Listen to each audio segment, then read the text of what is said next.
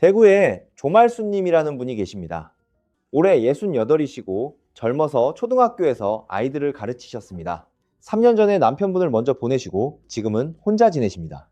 이분이 요즘 가장 무서워하는 시간이 있습니다. 바로 밤입니다. 조말수님은 잠을 잘 자려고 정말 애를 쓰셨습니다. 저녁 9시면 어김없이 자리에 누우셨습니다. 커피는 몇 년 전에 아예 끊으셨습니다. 병원에서 받은 수면제도 매일 챙겨 드셨습니다. 남들이 좋다는 건 다 하셨어요. 그런데도 밤 11시에 누우면 새벽 2시까지 천장만 바라보십니다. 시계 초침 소리가 유난히 크게 들립니다. 겨우 잠이 들었다가도 새벽 4시면 눈이 떠집니다. 그러고는 다시 잠들지 못하십니다. 아침이 되면 머리가 무겁고 온몸이 젖은 솜처럼 무겁습니다. 이런 밤이 벌써 몇 년째입니다. 여러분, 여기서 이상한 점이 하나 있습니다. 우리나라에서 수면제를 찾는 어르신은 해마다 늘고 있습니다. 잠 못 자겠다고 병원을 찾는 분도 해마다 늘고 있습니다. 약은 점점 많이 드시는데 잠 못 자는 분은 왜 줄지 않을까요? 뭔가 이상하지 않습니까? 여러분, 이건 아주 중요한 이야기입니다. 우리가 지금까지 알던 상식이 어딘가 틀렸다는 뜻이거든요. 잠을 못 자게 만드는 진짜 범인이 따로 있다는 뜻입니다. 조말수님이 그토록 애를 썼는데도 소용없던 이유가 여기에 있습니다. 그래서 오늘은 조금 다르게 이야기해 보려고 합니다. 잠 못 드는 진짜 범인을 마치 수사하듯이 하나하나 찾아내겠습니다. 누가 억울하게 누명을 썼는지, 누가 진짜 범인인지 가려내 보겠습니다. 끝까지 들으시면 오늘 밤부터 무엇을 해야 할지 분명해지실 겁니다. 한 가지만 먼저 부탁드리겠습니다. 지금 수면제나 다른 약을 드시는 분이 계실 겁니다. 그 약을 오늘 이야기만 듣고 혼자서 뚝 끊으시면 절대 안 됩니다. 약을 줄이는 일은 반드시 주치의 선생님과 상의하셔야 합니다. 오늘 내용은 약을 대신하는 것이 아니라 약이 덜 필요한 몸을 만드는 이야기입니다. 자, 그럼 첫 번째 용의자를 불러보겠습니다. 가장 많이 의심받는 용의자입니다. 바로 나이입니다. 자, 다개고 많은 분들이 이렇게 생각하십니다. 나이가 들면 원래 잠이 줄어드는 거라고요. 우리 몸도 세월 앞에선 별 수 없다고 체념하십니다. 그런데 정말 그럴까요? 증거를 살펴보겠습니다. 안동 시골의 배옥부님이라는 분이 계십니다. 올해 92이십니다. 이분은 저녁 9시면 주무시고 아침 6시에 일어나십니다. 90이 넘으셨는데 8시간을 푹 주무세요. 반대로 이제 60을 간 넘긴 분들 중에 4시간도 못 주무시는 분이 많습니다. 나이가 범인이라면 이게 설명이 안 됩니다. 92이 60보다 잘 주무시니까요. 사실 우리 몸이 필요로 하는 잠의 양은 나이가 들어도 크게 줄지 않습니다. 다만 잠드는 능력이 방해를 받을 뿐입니다. 무엇이 그 능력을 방해하는지가 진짜 문제입니다. 그러니 나이는 일단 용의선상에서 빼겠습니다. 나이에게는 확실한 알리바이가 있습니다. 진짜 범인은 따로 있습니다. 여러분, 이제 두 번째 용의자입니다. 이 용의자는 조사해보니 혐의가 아주 짙습니다. 바로 저녁 식사입니다. 정확히는 저녁을 언제 무엇을 어떻게 드시느냐입니다. 부산에 남상철 님이라는 분이 계십니다. 71살이시고 오랫동안 택시를 모셨습니다. 밤늦게까지 일하시던 습관이 남아서 저녁을 아주 늦게 드셨어요. 그것도 기름진 음식을요. 튀긴 것, 전, 고기 이런 것을 밤 9시가 넘어서 드셨습니다. 그리고 새벽마다 속이 쓰려서 깨셨습니다. 왜 그럴까요? 튀긴 음식은 소화하는데 서너 시간이 걸립니다. 그 시간 동안 우리 위장은 쉬지 못하고 계속 일합니다. 우리 몸이 열심히 일하고 있는데 깊은 잠이 올 리가 없습니다. 잠자리에 누워도 속이 더부룩하고 불편하기만 합니다. 매운 음식도 마찬가지입니다. 늦은 밤 얼큰한 찌개나 떡볶이를 드시면 어떻게 될까요? 위산이 올라와서 가슴이 타는 듯 쓰립니다. 이걸 역류성 식도염이라고 합니다. 밤새 기침하고 쓰려서 잠을 설치게 됩니다. 누우면 더 심해지니 잠들기가 더 어렵습니다. 단 음식은 더 교묘합니다. 자기 전에 드시는 케이크나 아이스크림, 과자 말입니다. 혈당이 확 올라갔다가 뚝 떨어집니다. 바로 그 떨어지는 순간에 몸이 놀라서 깹니다. 새벽 3시에 눈이 번쩍 뜨이는 이유가 여기 있을 때가 많습니다. 실제로 밤에 잠을 설치는 분들을 살펴보면 상당수가 저녁 늦게 무언가를 드시고 있었습니다. 10분 중 67분은 저녁 습관에 문제가 있었어요. 남상철 님도 그랬습니다. 이 용의자는 유죄입니다. 저녁 식사 첫 번째 진범 후보로 기록하겠습니다. 자, 세 번째 용의자를 부르겠습니다. 이 용의자는 조사하다 보니 뜻밖의 반전이 있었습니다. 바로 카페인입니다. 커피, 녹차, 홍차, 그리고 자양강장제 같은 음료 말입니다. 많은 분들이 이렇게 말씀하십니다. 나는 저녁에 커피 안 마신다고요? 그런데 바로 여기에 함정이 있습니다. 이 범인은 저녁에 활동하지 않았습니다. 이미 오후에 일을 저질러 놓았던 겁니다. 전주에서 작은 식당을 하시는 문경자님 이야기입니다. 65이시고 하루 종일 손님을 맞으십니다. 피곤하니까 오후 2시, 3시에 믹스커피를 두어 잠드셨어요.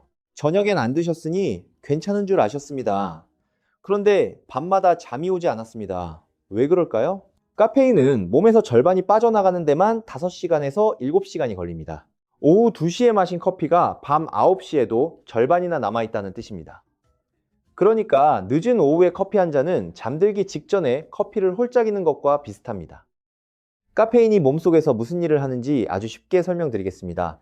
우리가 아침에 눈을 뜨는 순간부터 몸속에는 졸음을 만드는 물질이 조금씩 쌓입니다. 이걸 아데노신이라고 부릅니다. 하루 종일 쌓이다가 밤이 되면 가득 차서 우리를 자연스럽게 졸리게 만듭니다. 그런데 카페인이 하는 일이 참 얄밉습니다. 이 졸음 신호가 뇌에 도착하지 못하도록 문을 딱 막아버립니다. 졸음이라는 편지를 우체통 앞에서 가로채는 도둑 같은 겁니다. 그래서 우리는 피곤한데도 잠이 안 옵니다. 우리 몸은 분명히 졸린데 뇌는 그걸 모르는 거죠. 더 얄미운 것이 있습니다. 카페인이 남아있으면 어찌어찌 잠이 들어도 깊은 잠이 사라집니다. 잠은 잤는데 아침에 개운하지가 않습니다. 문경자님이 딱 그랬어요. 그래서 오후 커피부터 끊으시라고 권했습니다. 기준은 이렇습니다. 잠자리에 들기 8시간에서 10시간 전에는 카페인을 끊으십시오. 밤 10시에 주무신다면 낮 2시 이후로는 커피를 드시지 않는 것이 좋습니다. 참 초콜릿에도 카페인이 들어있으니 늦은 밤엔 피하셔야 합니다. 카페인이라는 용의자, 오후에 범행을 저지른 진범으로 기록합니다. 여러분, 이제 네 번째 용의자입니다.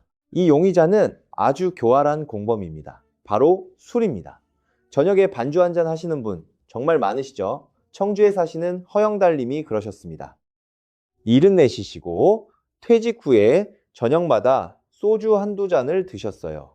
술을 마시면 스르르 잠이 잘 온다고 하셨습니다. 맞습니다.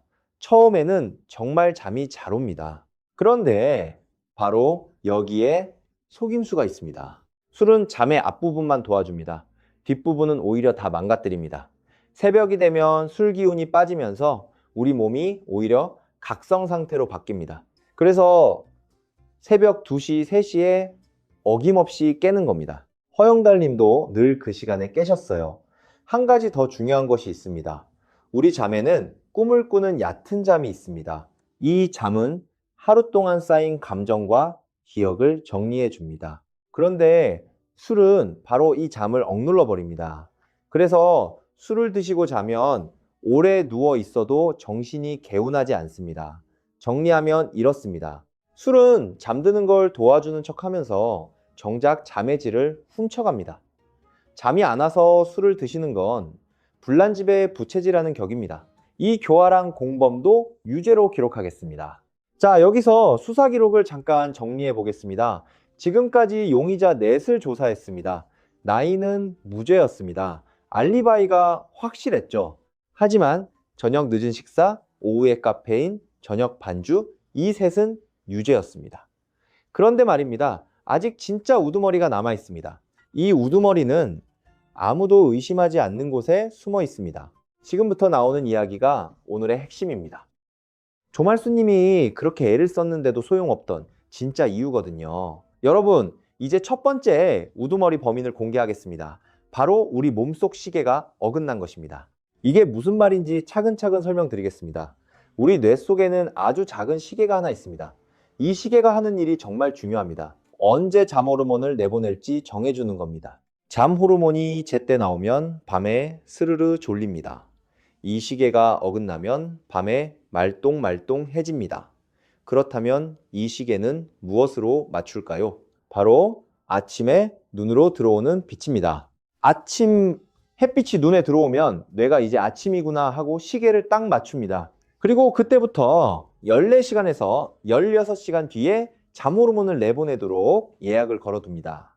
그런데 문제가 여기 있습니다. 수원에 사시는 곽정희님 이야기입니다. 67이신데 하루 종일 집안에만 계셨어요. 무릎도 아프고 딱히 나갈 일도 없으셨죠.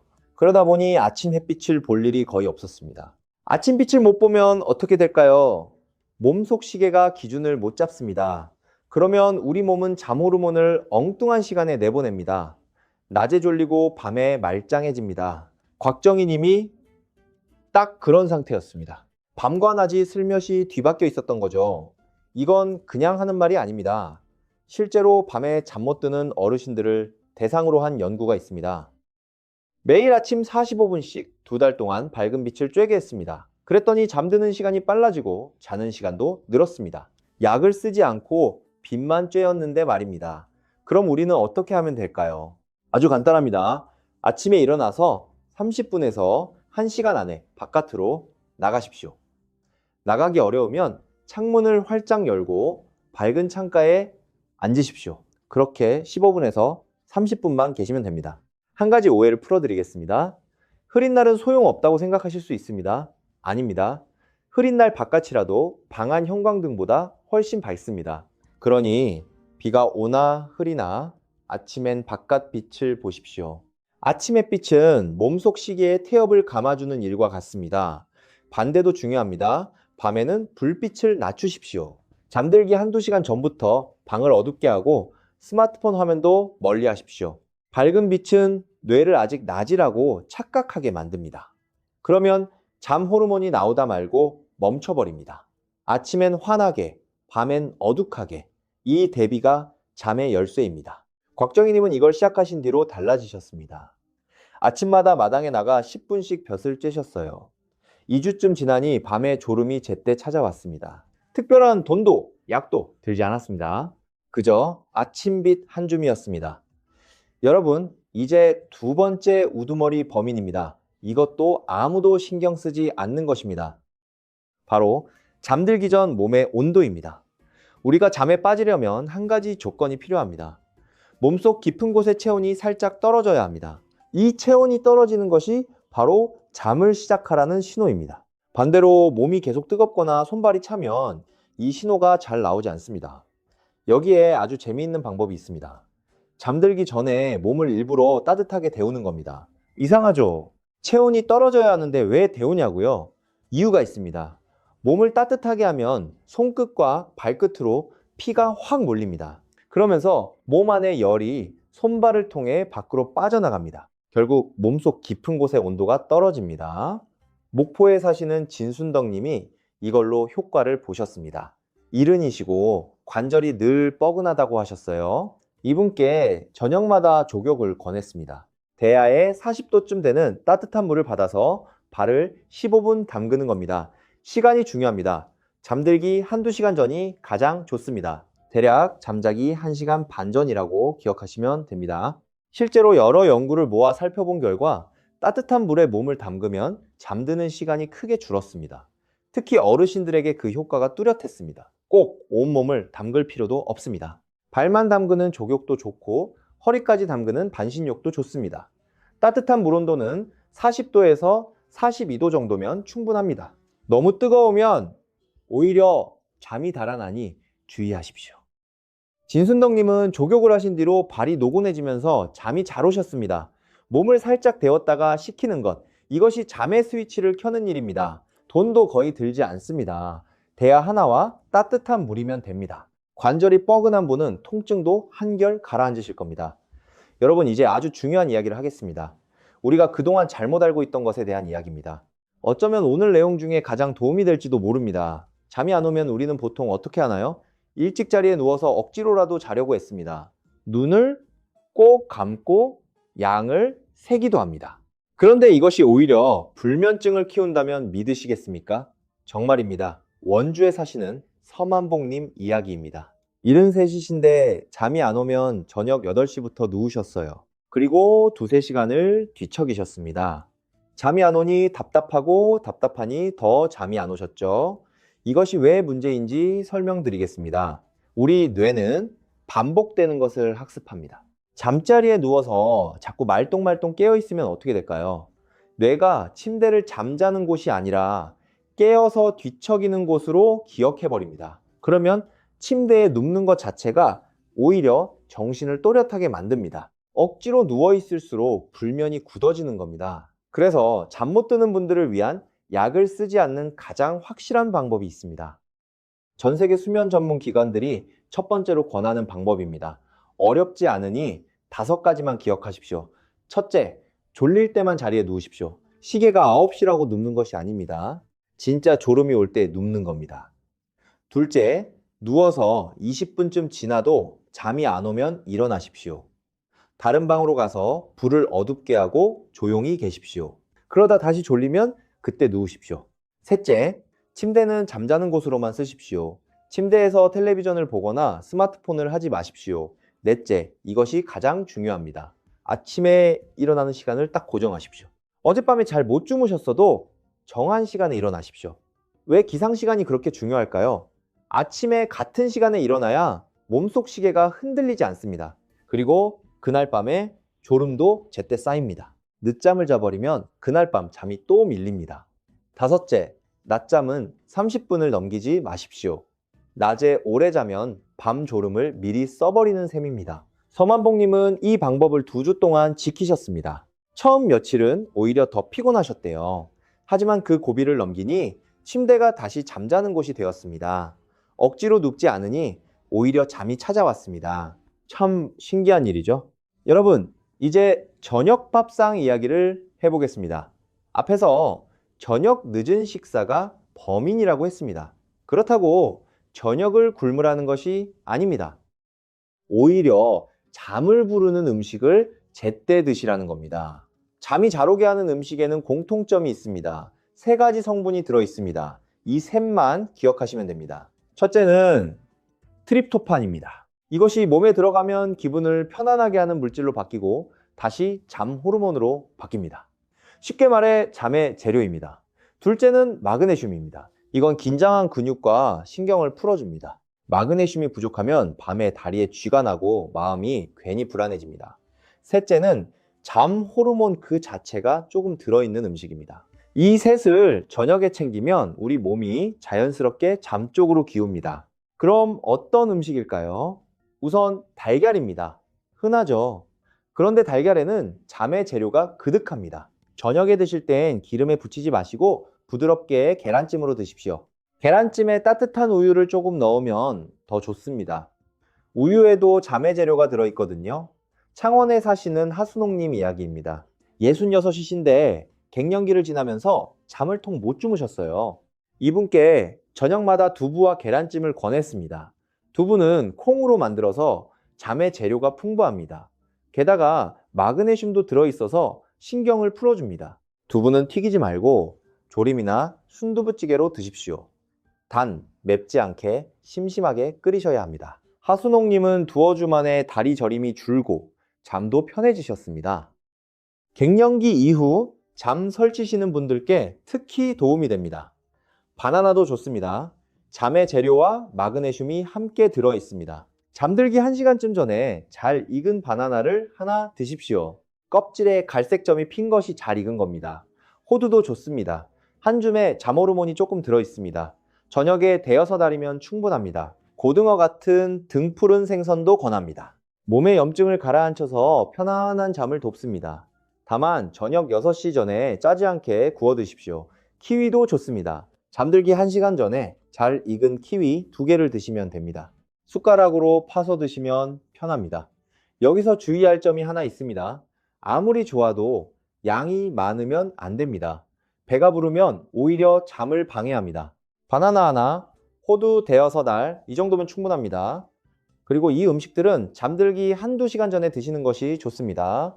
자, 여기서 우리 전통 음식 이야기를 잠깐 하겠습니다. 잠의 재료가 잠 호르몬으로 잘 바뀌려면 장이 건강해야 합니다. 놀랍게도 기분을 편안하게 하는 물질의 상당 부분이 장에서 만들어집니다. 장이 나쁘면 마음도 편치 않고 잠도 얕아집니다. 그럼 장을 어떻게 도울까요? 답이 우리 밥상에 있습니다. 바로 발효 음식입니다. 김치, 된장, 청국장 말입니다. 발효 음식에는 장을 돕는 이로운 균이 많습니다. 우리 어른들이 드시던 음식에 답이 있었던 겁니다. 다만 한 가지만 조심하십시오. 김치나 된장은 짤 수 있습니다. 밤에 짜게 드시면 목이 말라 물을 찾게 되고 화장실 때문에 깹니다. 그러니 저녁엔 싱겁게 그리고 이른 시간에 드십시오.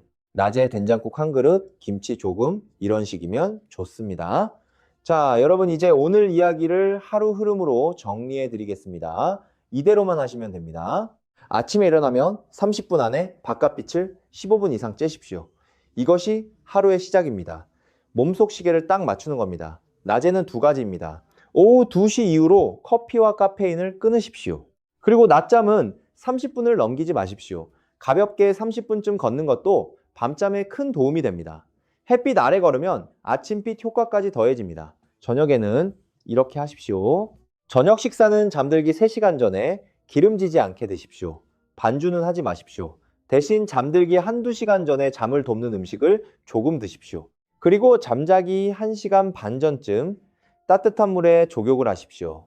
밤에는 이걸 지키십시오. 졸릴 때만 누우십시오. 누워서 20분 안에 안 오면 일어나셨다가 졸리면 다시 누우십시오. 침대에서 스마트폰은 보지 마십시오. 그리고 아침 기상시간은 무슨 일이 있어도 지키십시오. 이 흐름이 우리 몸에 배면 잠은 다시 돌아옵니다. 여러분, 여기까지 오면 몇 가지 궁금증이 생기실 겁니다. 자주 나오는 질문 3가지에 답해드리고 마치겠습니다. 첫 번째 질문입니다. 새벽에 깼는데 다시 잠이 안 오면 어떻게 해야 하나요? 이런 분 정말 많으시죠? 우선 시계를 자꾸 보지 마십시오. 몇 시인지 확인하는 순간 마음이 조급해집니다. 아직 3시밖에 안 됐네, 큰일 났네, 이런 생각이 잠을 더 쫓아냅니다. 방법은 낮에 말씀드린 것과 똑같습니다. 20분쯤 지나도 다시 잠이 안 오면 그냥 일어나십시오. 거실로 나가 불을 어둡게 하고 조용히 앉아 계십시오. 라디오를 낮게 틀거나 따뜻한 물을 한 모금 드시는 정도가 좋습니다. 그러다 눈이 감기면 그때 다시 누우십시오. 하룻밤 설쳤다고 큰일 나지 않습니다. 오히려 조급해하는 마음이 더 해롭습니다. 두 번째 질문입니다. 낮에 너무 졸리면 어떻게 하나요? 짧은 낮잠은 괜찮습니다. 단 30분을 넘기지 마시고 되도록 이른 오후에 주무십시오. 늦은 오후에 긴 낮잠은 밤잠을 미리 써버립니다. 그런데 재미있는 것이 있습니다. 아침 햇빛과 기상시간을 지키기 시작하면 낮 졸음은 대개 1~2주 안에 스르르 줄어듭니다. 졸릴 때 억지로 긴 낮잠을 자기보다 잠깐 바깥에 나가 볕을 쬐며 걷는 편이 훨씬 낫습니다. 세 번째 질문입니다. 수면제를 오래 먹었는데 어떻게 줄이면 되나요? 이건 정말 중요합니다. 다시 강조하지만 절대 혼자서 갑자기 끊지 마십시오. 오래 드신 약을 갑자기 끊으면 오히려 잠이 더 안 오고 몸이 힘들어집니다. 순서가 있습니다. 먼저 오늘 말씀드린 습관부터 몸에 들이십시오. 아침빛, 저녁 족욕, 기상시간 고정, 늦은 저녁 안 먹기 말입니다. 이렇게 몸이 스스로 잠들 준비가 되면 그때 주치의 선생님과 상의해서 약을 아주 조금씩 줄여나가는 겁니다. 며칠 만에 되는 일이 아닙니다. 몇 주, 때로는 몇 달이 걸립니다. 서두르지 마십시오. 몸이 잠드는 법을 다시 배우면 약은 자연스럽게 줄어듭니다. 조급함만 내려놓으시면 됩니다. 한 가지만 덧붙이겠습니다. 운동은 언제 하는 게 좋을까요? 낮 시간, 특히 아침이 가장 좋습니다. 다만 잠들기 2~3시간 안에는 숨찬 운동을 피하십시오. 몸이 흥분해서 오히려 잠이 달아납니다. 아침에 볕을 쬐며 가볍게 걷는 거, 이 하나만으로도 아침 빛과 운동을 동시에 챙기는 셈입니다. 오늘 우리는 잠을 훔쳐가던 범인들을 하나하나 찾아냈습니다. 수사 기록을 마지막으로 정리해 보겠습니다. 나이는 억울한 누명이었습니다. 저녁 늦은 식사, 오후에 카페인, 저녁 반주가 유죄였습니다. 그리고 진짜 우두머리는 어긋난 몸속 시계와 식지 않는 체온이었습니다. 그래서 우리가 할 일은 분명합니다.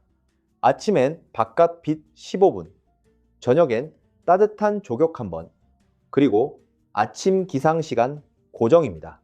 여기에 저녁을 일찍 가볍게 드시고 잠 오는 음식을 곁들이면 됩니다. 억지로 눕지 않는 것, 이것도 잊지 마십시오. 처음 이야기에 조말수님 기억하시죠? 그 대구의 전직 선생님 말입니다. 이분도 이 방법들을 하나씩 시작하셨습니다. 아침마다 마당에 나가 벼슬 째고 저녁엔 족욕을 하셨어요. 늦은 저녁과 오후 커피를 끊으셨습니다. 몇 주가 지나자 새벽 2시에 천장 대신 조용한 잠이 찾아왔습니다. 여러분의 밤도 그렇게 조용해질 수 있습니다. 우리 나이 탓이 아니었으니까요. 오늘 밤부터 억지로 잠을 청하지 마십시오. 그저 몸속 시계가 다시 돌도록 작은 것 하나씩만 바꿔보십시오. 며칠은 더디게 느껴져도 몸은 반드시 답합니다. 혹시 곁에 밤마다 뒤척이는 분이 계십니까? 부모님이든 오랜 친구든 이 이야기를 가만히 전해주십시오. 아침 햇빛 한 줌이 그분의 밤을 바꿀지도 모릅니다. 오늘도 낮에는 볕을 가까이, 밤에는 마음을 가볍게 지내십시오. 편안한 밤 되시길 진심으로 바라겠습니다.